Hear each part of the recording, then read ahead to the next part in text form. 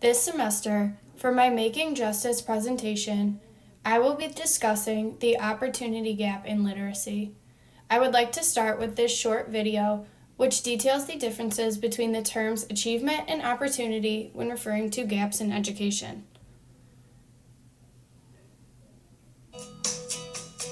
Imagine you're standing in a room with a bunch of people. You have a crumpled piece of paper in your hand. On one side of the room, there's a bucket. Everyone in the room has one shot to get their paper in the bucket, without moving. The paper is your shot at success. Not everyone has an equal opportunity. These differences represent the opportunity gap. Many factors affecting the opportunity gap are out of a student's control, just like your starting position in the room. The opportunity gap is based on the availability of resources and opportunities. On the other hand, the achievement gap is the uneven distribution of educational results or benefits. And we can help close the achievement gap by first confronting the opportunity gap. How do opportunity gaps manifest themselves as achievement gaps? Inadequate health care can lead to poor health and poor attendance.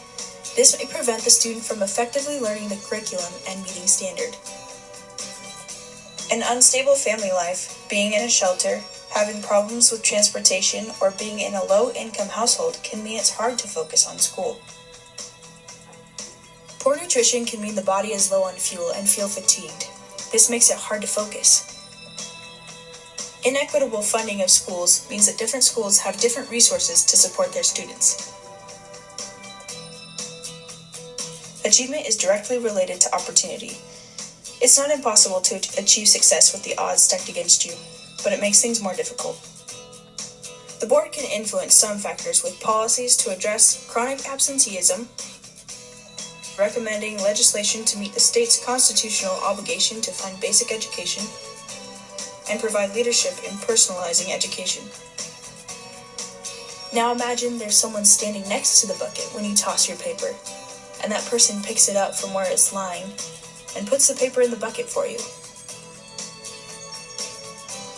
A positive and encouraging school environment staffed with people who believe in their students can change lives. We all work together to accomplish a common goal, and that goal is the success of all Washington students. The board can work on the opportunity gaps it has stewardship over and be a helping hand to students. Our goal is to help all kids succeed.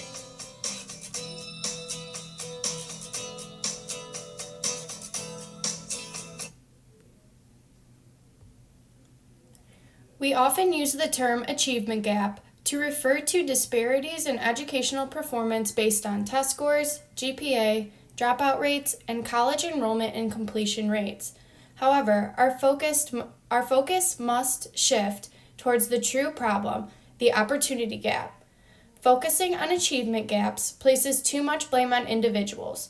Focusing on opportunity, on the other hand, forces us to think about how systems, processes, and institutions maintain the status quo and sustain complicated disparities in education.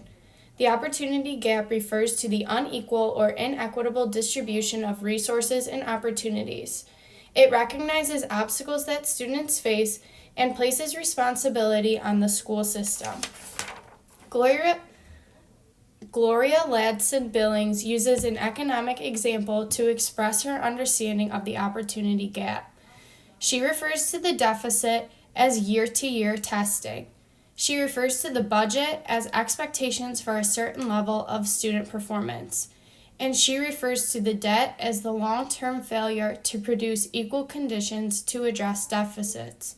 She writes, "When the federal government budgets for more spending than anticipated revenues, we acknowledge that it is operating under a deficit.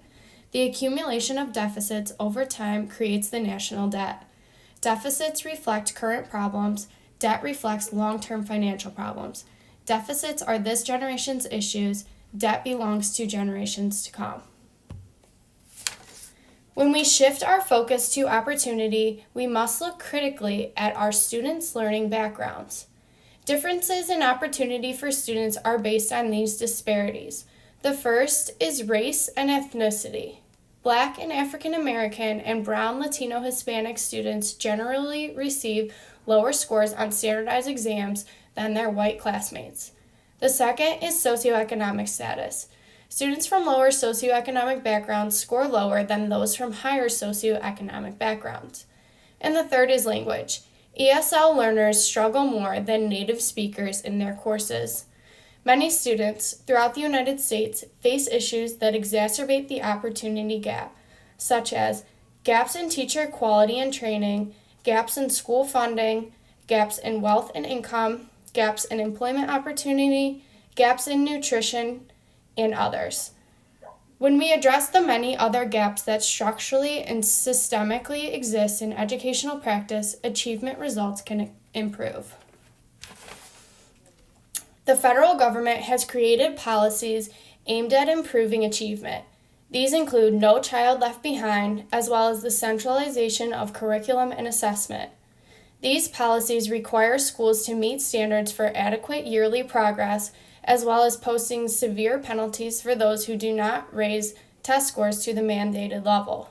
In reality, these policies can widen the educational gap by placing struggling students in intervention programs.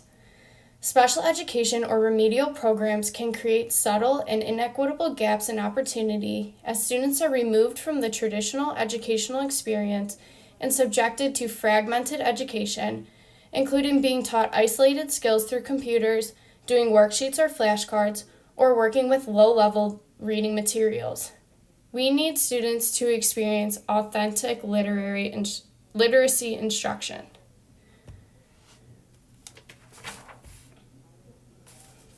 The following case studies show how students have experienced achievements in literacy through personalized instruction. Jeremy presented with limited vocabulary, and this impaired his ability to make reading progress. This issue may have been due to his homelessness from birth to age 5. When Jeremy was presented with ideas relevant to his city life, his vocabulary and comprehension flourished. He was also read to daily by an adult. By removing the deficit mindset and entering the student's world, he was able to become a successful reader. Miriam is a bilingual student with delayed reading progress. By the 9th grade, she was considering dropping out. Special education had left her with fragmented English literacy instruction. When a teacher took the time to work with Miriam, she discovered that she had good comprehension, but the language barrier presented challenges. Her errors in vocabulary were actually strengths because her reading comprehension, which is the ultimate goal, was on track with her peers. Why Can't You Teach Me to Read is a book by Beth Fertig, which tells the story of 3 different students with learning disabilities who sued the New York City public school system for failing to teach them to read before they had reached high school. After winning their court case, each student received hundreds of thousands of dollars for private tutoring. These cases show that policies like No Child Left Behind do not ensure that students are receiving proper literacy instruction to meet their reading goals, and that vulnerable students are often slipping through the cracks. Through the verdict of this case, we can see how the government and policymakers have a responsibility to ensure that students are reaching literacy goals and that they need to adapt instruction for personalized cases. In conclusion, as educators, we are called to recognize that using the term achievement gap places the responsibility on students who are not meeting their goals. Our focus should shift towards the opportunity gap, which calls attention to inequalities that prevent students from staying on par with their peers. Over time, the educational debt has increased in our country, which Gloria Ladson-Billings describes as the long-term failure to produce equal educational experiences for all students. We must address the structural and systemic gaps in our education system in order to increase achievement. Special education and remedial programs can create gaps and deprive students of authentic literacy experiences. Rather, we should invest time and resources into personal relationships with students to learn their strengths and weaknesses as they learn to read. It is the responsibility of our public education system to make sure that all students, regardless of background, develop strong foundations in literacy for a lifetime of reading opportunities. Thank you.